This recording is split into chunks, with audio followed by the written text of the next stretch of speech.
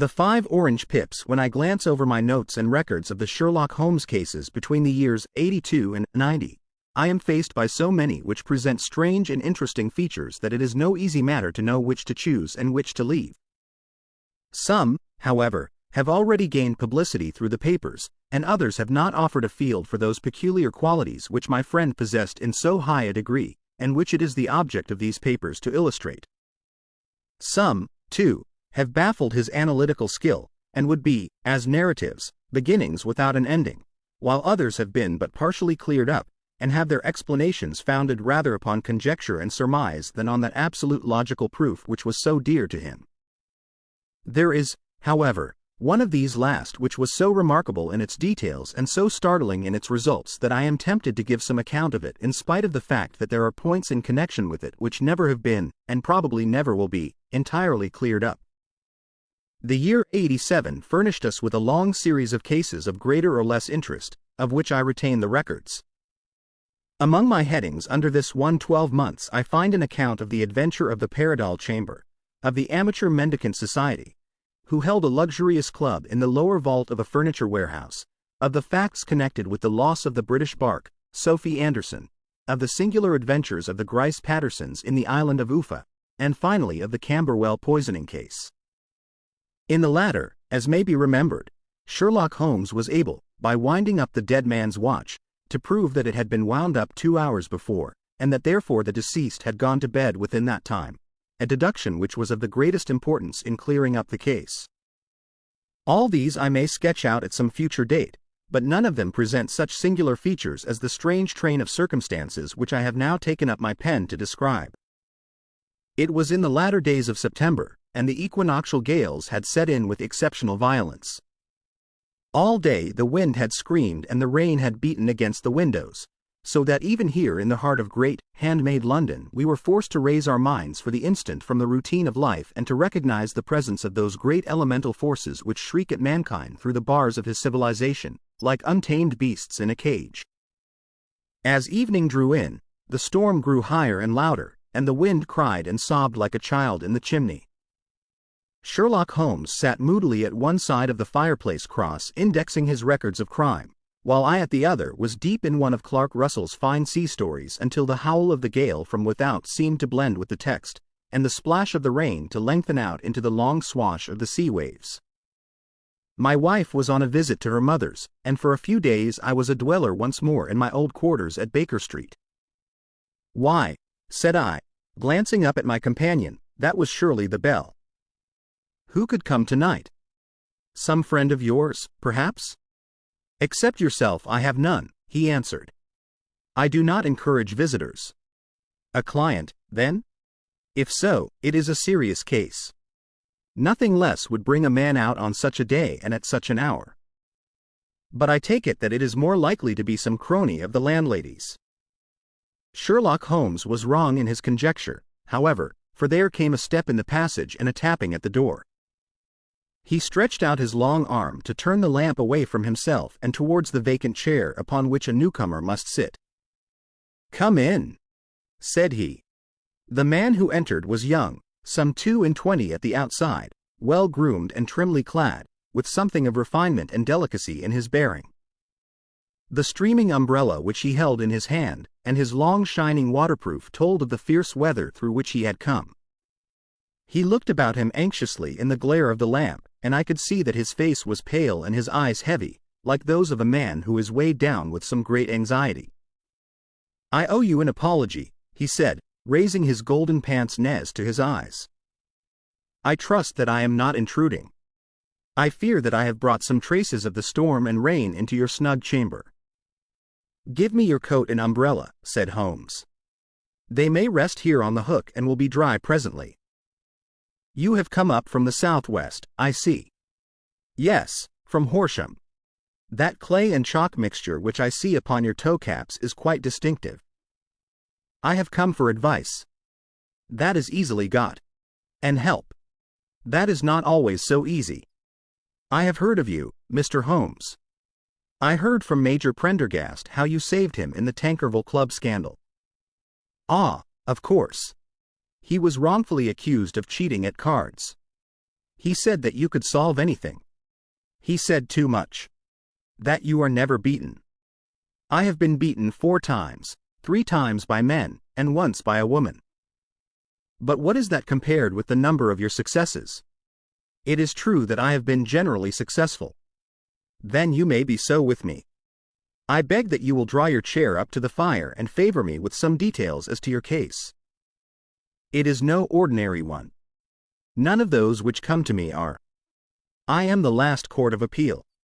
And yet I question, sir, whether, in all your experience, you have ever listened to a more mysterious and inexplicable chain of events than those which have happened in my own family. You fill me with interest, said Holmes. Pray give us the essential facts from the commencement, and I can afterwards question you as to those details which seem to me to be most important. The young man pulled his chair up and pushed his wet feet out towards the blaze. My name, said he, is John Openshaw, but my own affairs have, as far as I can understand, little to do with this awful business. It is a hereditary matter, so in order to give you an idea of the facts, I must go back to the commencement of the affair. You must know that my grandfather had 2 sons, my uncle Elias and my father Joseph. My father had a small factory at Coventry, which he enlarged at the time of the invention of bicycling. He was a patentee of the Openshaw unbreakable tire, and his business met with such success that he was able to sell it and to retire upon a handsome competence. My uncle Elias emigrated to America when he was a young man and became a planter in Florida, where he was reported to have done very well. At the time of the war he fought in Jackson's army, and afterwards under Hood, where he rose to be a colonel. When Lee laid down his arms, my uncle returned to his plantation, where he remained for 3 or 4 years. About 1869 or 1870 he came back to Europe and took a small estate in Sussex, near Horsham. He had made a very considerable fortune in the States, and his reason for leaving them was his aversion to the Negroes and his dislike of the Republican policy in extending the franchise to them. He was a singular man, fierce and quick-tempered, very foul-mouthed when he was angry, and of a most retiring disposition. During all the years that he lived at Horsham, I doubt if ever he set foot in the town. He had a garden and 2 or 3 fields round his house, and there he would take his exercise, though very often for weeks on end he would never leave his room. He drank a great deal of brandy and smoked very heavily, but he would see no society and did not want any friends, not even his own brother. He didn't mind me. In fact, he took a fancy to me, for at the time when he saw me first I was a youngster of 12 or so. This would be in the year 1878, after he had been 8 or 9 years in England. He begged my father to let me live with him, and he was very kind to me in his way. When he was sober, he used to be fond of playing backgammon and draughts with me, and he would make me his representative both with the servants and with the tradespeople, so that by the time that I was 16 I was quite master of the house. I kept all the keys and could go where I liked and do what I liked, so long as I did not disturb him in his privacy. There was one singular exception, however, for he had a single room, a lumber room up among the attics, which was invariably locked, and which he would never permit either me or anyone else to enter. With a boy's curiosity I have peeped through the keyhole, but I was never able to see more than such a collection of old trunks and bundles as would be expected in such a room. One day, it was in March, 1883, a letter with a foreign stamp lay upon the table in front of the colonel's plate. It was not a common thing for him to receive letters, for his bills were all paid in ready money, and he had no friends of any sort. From India, said he as he took it up, Pondicherry postmark. What can this be? Opening it hurriedly, out there jumped 5 little dried orange pips, which pattered down upon his plate. I began to laugh at this, but the laugh was struck from my lips at the sight of his face. His lip had fallen, his eyes were protruding, his skin the color of putty, and he glared at the envelope which he still held in his trembling hand, KKK.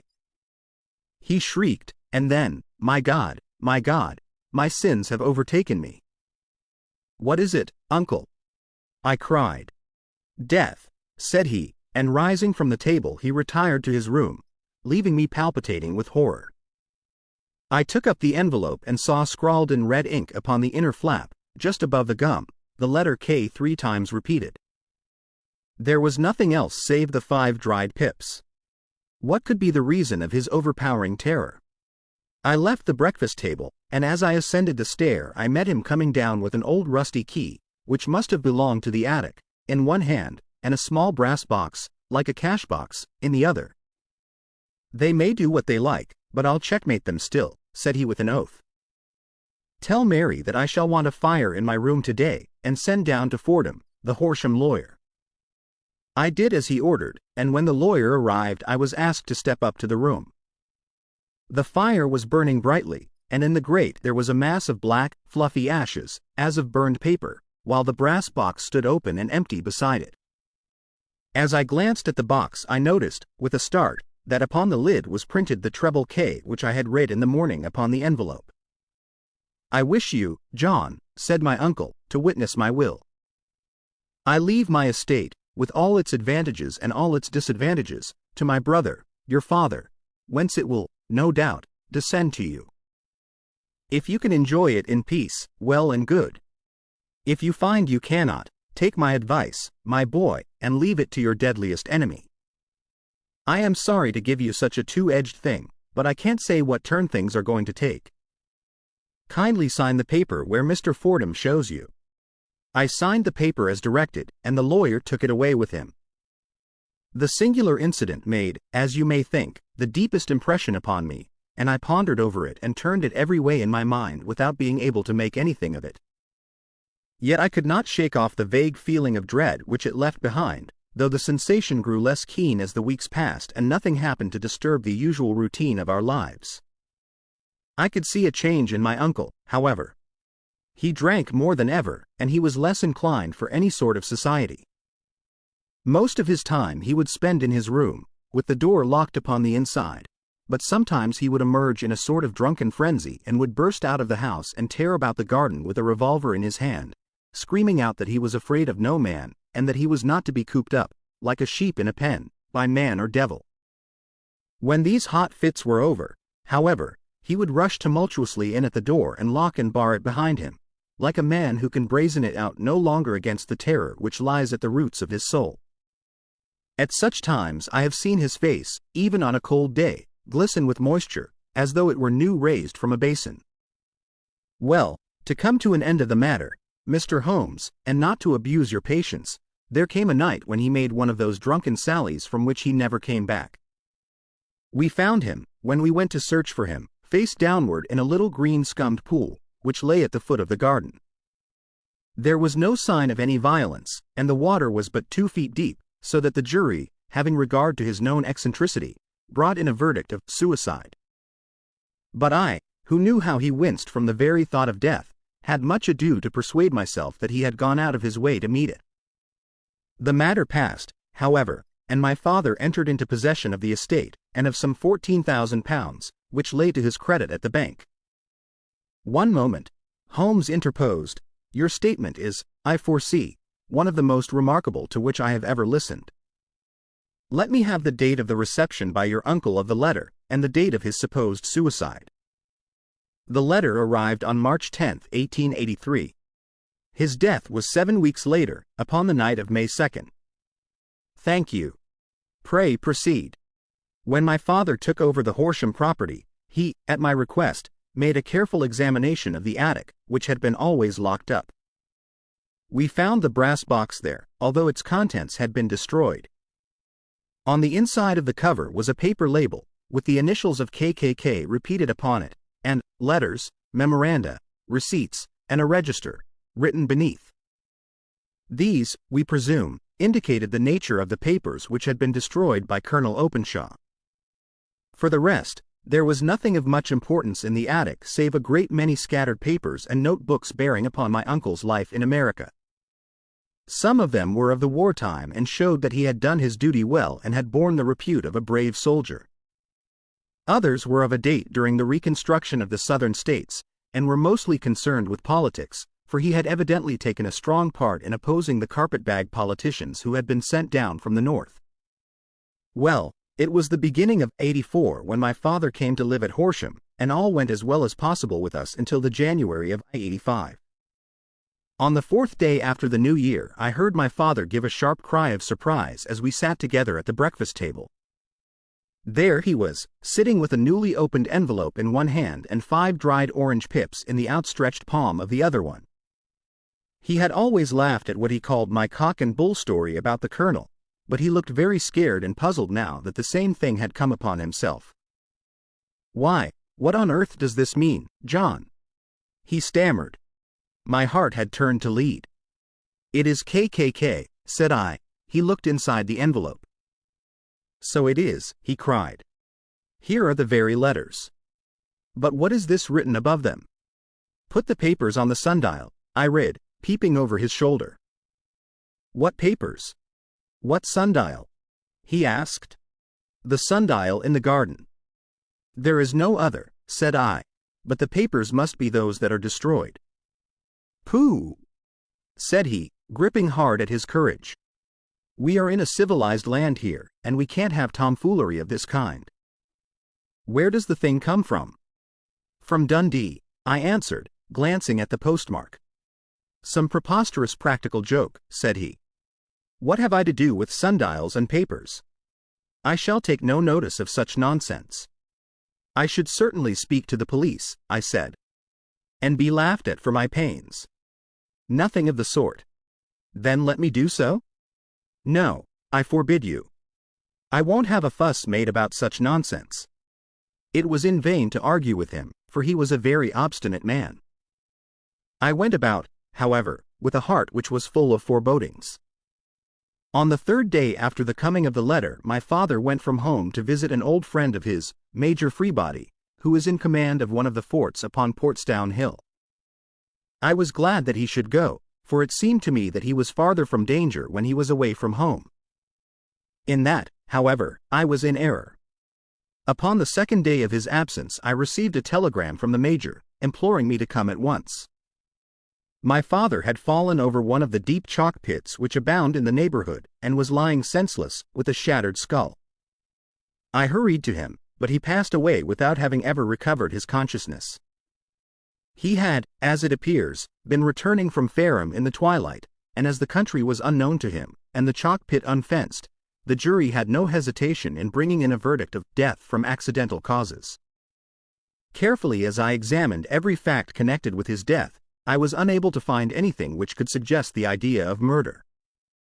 There were no signs of violence, no footmarks, no robbery, no record of strangers having been seen upon the roads. And yet I need not tell you that my mind was far from at ease, and that I was well nigh certain that some foul plot had been woven round him. In this sinister way I came into my inheritance. You will ask me why I did not dispose of it? I answer, because I was well convinced that our troubles were in some way dependent upon an incident in my uncle's life, and that the danger would be as pressing in one house as in another. It was in January, '85, that my poor father met his end, and 2 years and 8 months have elapsed since then. During that time I have lived happily at Horsham, and I had begun to hope that this curse had passed away from the family, and that it had ended with the last generation. I had begun to take comfort too soon, however. Yesterday morning the blow fell in the very shape in which it had come upon my father. The young man took from his waistcoat a crumpled envelope, and turning to the table he shook out upon it 5 little dried orange pips. "This is the envelope," he continued. "The postmark is London, Eastern Division. Within are the very words which were upon my father's last message, KKK, and then, put the papers on the sundial." "What have you done?" asked Holmes. "Nothing." "Nothing?" To tell the truth, he sank his face into his thin, white hands. I have felt helpless. I have felt like one of those poor rabbits when the snake is writhing towards it. I seem to be in the grasp of some resistless, inexorable evil, which no foresight and no precautions can guard against. "Tut! Tut!" cried Sherlock Holmes. "You must act, man, or you are lost. Nothing but energy can save you. This is no time for despair. I have seen the police. Ah! But they listened to my story with a smile. I am convinced that the inspector has formed the opinion that the letters are all practical jokes, and that the deaths of my relations were really accidents, as the jury stated, and were not to be connected with the warnings. Holmes shook his clenched hands in the air. Incredible imbecility, he cried.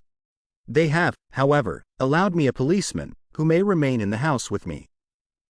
Has he come with you tonight? No. His orders were to stay in the house. Again Holmes raved in the air. Why did you come to me? He cried, and, above all, why did you not come at once?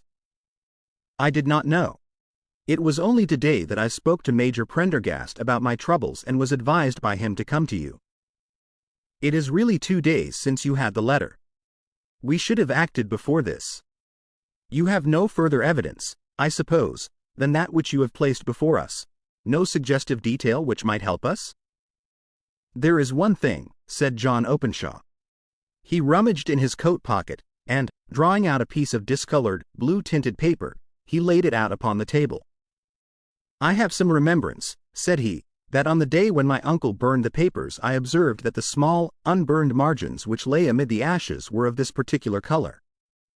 I found this single sheet upon the floor of his room, and I am inclined to think that it may be one of the papers which has, perhaps, fluttered out from among the others, and in that way has escaped destruction. Beyond the mention of pips, I do not see that it helps us much. I think myself that it is a page from some private diary. The writing is undoubtedly my uncle's. Holmes moved the lamp, and we both bent over the sheet of paper, which showed by its ragged edge that it had indeed been torn from a book. It was headed, March, 1869, and beneath were the following enigmatical notices. 4th. Hudson came. Same old platform. 7th. Set the pips on Macaulay, Paramore, and John Swain, of St. Augustine. 9th. Macaulay cleared. 10th. John Swain cleared. 12th. Visited Paramore. All well. Thank you, said Holmes, folding up the paper and returning it to our visitor. And now you must on no account lose another instant. We cannot spare time even to discuss what you have told me. You must get home instantly and act. What shall I do? There is but one thing to do. It must be done at once. You must put this piece of paper which you have shown us into the brass box which you have described. You must also put in a note to say that all the other papers were burned by your uncle, and that this is the only one which remains. You must assert that in such words as will carry conviction with them. Having done this, you must at once put the box out upon the sundial, as directed. Do you understand? Entirely. Do not think of revenge, or anything of the sort, at present. I think that we may gain that by means of the law, but we have our web to weave, while theirs is already woven. The first consideration is to remove the pressing danger which threatens you. The second is to clear up the mystery and to punish the guilty parties. I thank you, said the young man, rising and pulling on his overcoat. You have given me fresh life and hope. I shall certainly do as you advise. Do not lose an instant. And, above all, take care of yourself in the meanwhile, for I do not think that there can be a doubt that you are threatened by a very real and imminent danger. How do you go back? By train from Waterloo. It is not yet 9. The streets will be crowded, so I trust that you may be in safety. And yet you cannot guard yourself too closely. I am armed. That is well. Tomorrow I shall set to work upon your case. I shall see you at Horsham, then? No, your secret lies in London. It is there that I shall seek it. Then I shall call upon you in a day, or in 2 days, with news as to the box and the papers. I shall take your advice in every particular. He shook hands with us and took his leave. Outside the wind still screamed and the rain splashed and pattered against the windows. This strange, wild story seemed to have come to us from amid the mad elements, blown in upon us like a sheet of seaweed in a gale, and now to have been reabsorbed by them once more. Sherlock Holmes sat for some time in silence, with his head sunk forward and his eyes bent upon the red glow of the fire. Then he lit his pipe, and leaning back in his chair he watched the blue smoke rings as they chased each other up to the ceiling. I think, Watson, he remarked at last, that of all our cases we have had none more fantastic than this. Save, perhaps, the sign of 4. Well, yes. Save, perhaps, that. And yet this John Openshaw seems to me to be walking amid even greater perils than did the Sholtos. But have you, I asked, formed any definite conception as to what these perils are? There can be no question as to their nature, he answered. Then what are they? Who is this KKK, and why does he pursue this unhappy family? Sherlock Holmes closed his eyes and placed his elbows upon the arms of his chair, with his fingertips together. The ideal reasoner, he remarked, would, when he had once been shown a single fact in all its bearings, deduce from it not only all the chain of events which led up to it but also all the results which would follow from it. As Cuvier could correctly describe a whole animal by the contemplation of a single bone, so the observer who has thoroughly understood one link in a series of incidents should be able to accurately state all the other ones, both before and after. We have not yet grasped the results which the reason alone can attain to. Problems may be solved in the study which have baffled all those who have sought a solution by the aid of their senses. To carry the art, however, to its highest pitch, it is necessary that the reasoner should be able to utilize all the facts which have come to his knowledge, and this in itself implies, as you will readily see, a possession of all knowledge, which, even in these days of free education and encyclopedias, is a somewhat rare accomplishment. It is not so impossible, however, that a man should possess all knowledge which is likely to be useful to him in his work, and this I have endeavored in my case to do. If I remember rightly, you on one occasion, in the early days of our friendship, defined my limits in a very precise fashion. Yes, I answered, laughing. It was a singular document. Philosophy, astronomy, and politics were marked at 0, I remember. Botany variable. Geology profound as regards the mud stains from any region within 50 miles of town. Chemistry eccentric. Anatomy unsystematic. Sensational literature and crime records unique. Violin player, boxer, swordsman, lawyer, and self-poisoner by cocaine and tobacco. Those, I think, were the main points of my analysis. Holmes grinned at the last item. Well, he said, I say now, as I said then, that a man should keep his little brain attic stocked with all the furniture that he is likely to use, and the rest he can put away in the lumber room of his library, where he can get it if he wants it. Now, for such a case as the one which has been submitted to us tonight, we need certainly to muster all our resources. Kindly hand me down the letter K of the American Encyclopedia, which stands upon the shelf beside you. Thank you.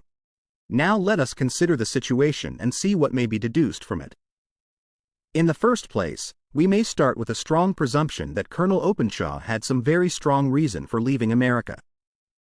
Men at his time of life do not change all their habits and exchange willingly the charming climate of Florida for the lonely life of an English provincial town.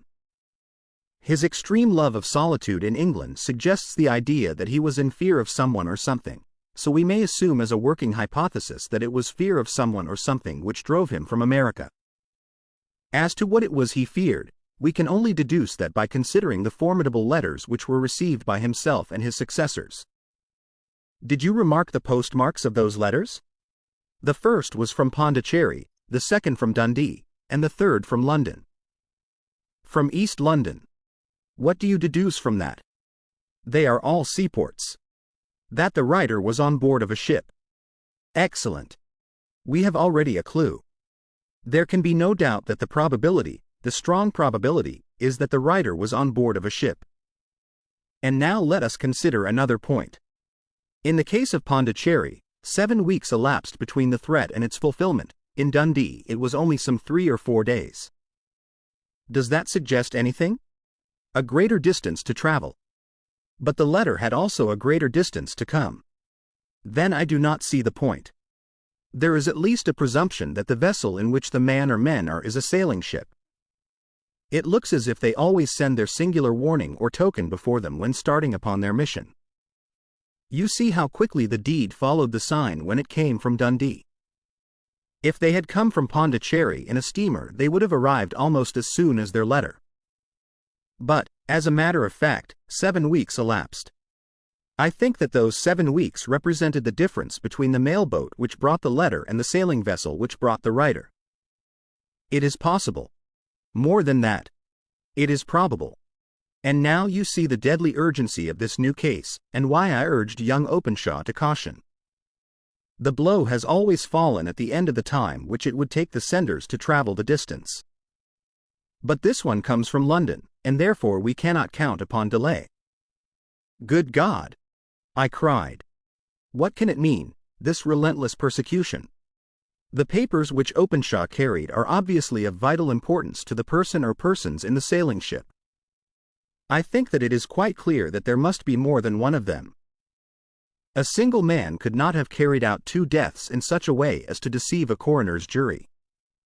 There must have been several in it, and they must have been men of resource and determination. Their papers they mean to have, be the holder of them who it may.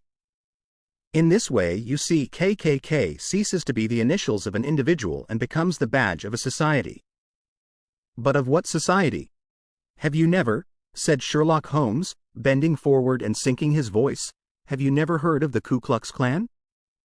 I never have.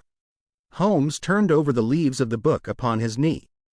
Here it is, said he presently, Ku Klux Klan. A name derived from the fanciful resemblance to the sound produced by cocking a rifle.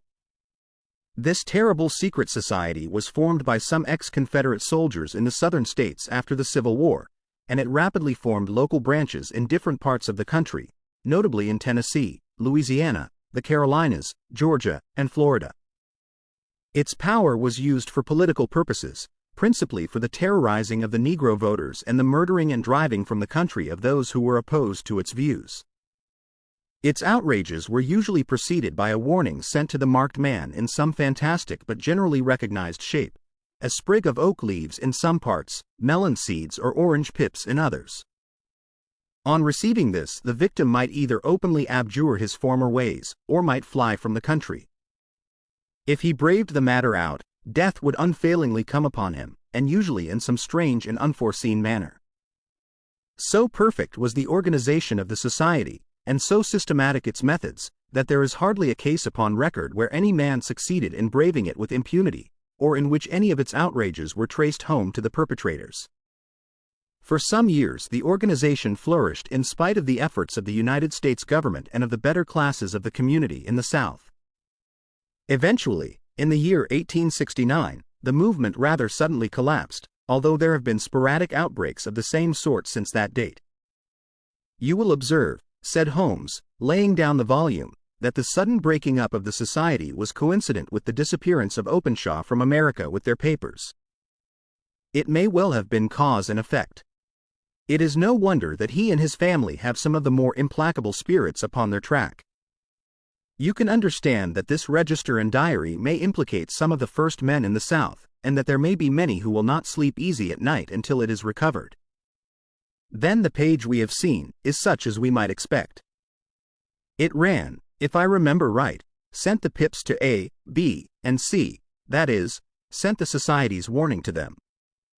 Then there are successive entries that A and B cleared, or left the country, and finally that C was visited, with, I fear, a sinister result for C. Well, I think, Doctor, that we may let some light into this dark place, and I believe that the only chance young Openshaw has in the meantime is to do what I have told him. There is nothing more to be said or to be done tonight, so hand me over my violin and let us try to forget for half an hour the miserable weather and the still more miserable ways of our fellow men. It had cleared in the morning, and the sun was shining with a subdued brightness through the dim veil which hangs over the great city. Sherlock Holmes was already at breakfast when I came down. You will excuse me for not waiting for you, said he. I foresee, a very busy day before me in looking into this case of young Openshaw's. What steps will you take? I asked. It will very much depend upon the results of my first inquiries. I may have to go down to Horsham, after all. You will not go there first? No, I shall commence with the city. Just ring the bell and the maid will bring up your coffee. As I waited, I lifted the unopened newspaper from the table and glanced my eye over it. It rested upon a heading which sent a chill to my heart. Holmes, I cried, you are too late. "Ah," said he, laying down his cup, "I feared as much." "How was it done?" He spoke calmly, but I could see that he was deeply moved. My eye caught the name of Openshaw, and the heading, "Tragedy near Waterloo Bridge." Here is the account. Between 9 and 10 last night, Police Constable Cook, of the H Division, on duty near Waterloo Bridge, heard a cry for help and a splash in the water. The night, however, was extremely dark and stormy, so that, in spite of the help of several passers-by, it was quite impossible to effect a rescue. The alarm, however, was given, and, by the aid of the water police, the body was eventually recovered. It proved to be that of a young gentleman whose name, as it appears from an envelope which was found in his pocket, was John Openshaw, and whose residence is near Horsham.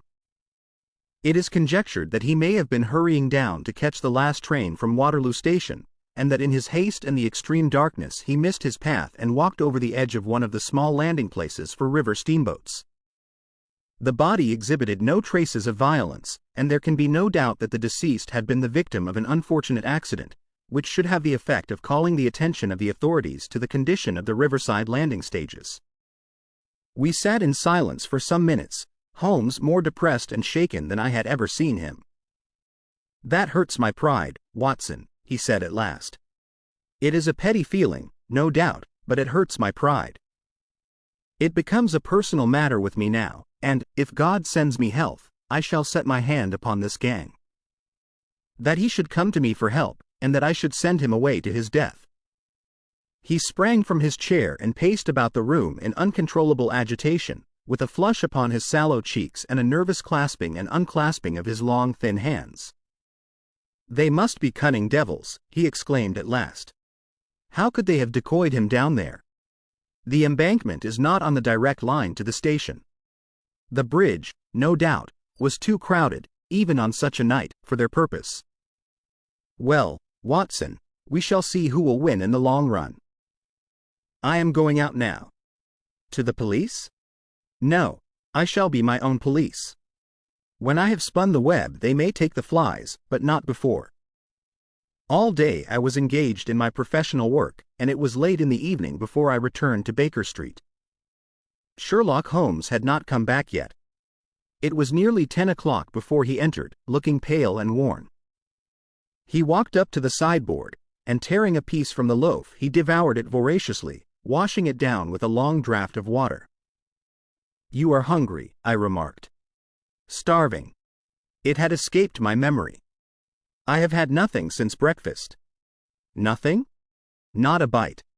I had no time to think of it." "And how have you succeeded?"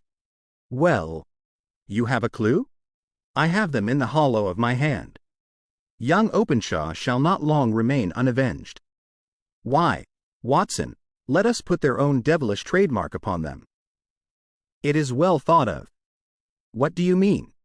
He took an orange from the cupboard, and tearing it to pieces he squeezed out the pips upon the table. Of these he took 5 and thrust them into an envelope. On the inside of the flap he wrote S.H. for J.O. Then he sealed it and addressed it to Captain James Calhoun, Bark Lone Star, Savannah, Georgia. "That will await him when he enters port," said he, chuckling. "It may give him a sleepless night. He will find it as sure a precursor of his fate as Openshaw did before him." "And who is this Captain Calhoun?" "The leader of the gang. I shall have the others, but he first." "How did you trace it, then?" He took a large sheet of paper from his pocket, all covered with dates and names. "I have spent the whole day," said he, "over Lloyd's registers and files of the old papers, following the future career of every vessel which touched at Pondicherry in January and February in '83. There were 36 ships of fair tonnage which were reported there during those months. Of these, one, the Lone Star, instantly attracted my attention, since, although it was reported as having cleared from London, the name is that which is given to one of the states of the Union. Texas, I think. I was not and am not sure which, but I knew that the ship must have an American origin. What then? I searched the Dundee records, and when I found that the bark Lone Star was there in January, '85, my suspicion became a certainty. I then inquired as to the vessels which lay at present in the port of London. Yes? The Lone Star had arrived here last week. I went down to the Albert Dock and found that she had been taken down the river by the early tide this morning, homeward bound to Savannah. I wired to Gravesend and learned that she had passed some time ago, and as the wind is easterly, I have no doubt that she is now past the Goodwins and not very far from the Isle of Wight. What will you do, then? Oh, I have my hand upon him. He and the 2 mates are, as I learn, the only native-born Americans in the ship. The others are Finns and Germans. I know, also, that they were all 3 away from the ship last night. I had it from the stevedore who has been loading their cargo. By the time that their sailing ship reaches Savannah, the mailboat will have carried this letter, and the cable will have informed the police of Savannah that these 3 gentlemen are badly wanted here upon a charge of murder. There is ever a flaw, however, in the best laid of human plans, and the murderers of John Openshaw were never to receive the orange pips which would show them that another, as cunning and as resolute as themselves, was upon their track. Very long and very severe were the equinoctial gales that year. We waited long for news of the Lone Star of Savannah, but none ever reached us. We did at last hear that somewhere far out in the Atlantic a shattered stern post of a boat was seen swinging in the trough of a wave, with the letters L.S. carved upon it, and that is all which we shall ever know of the fate of the Lone Star.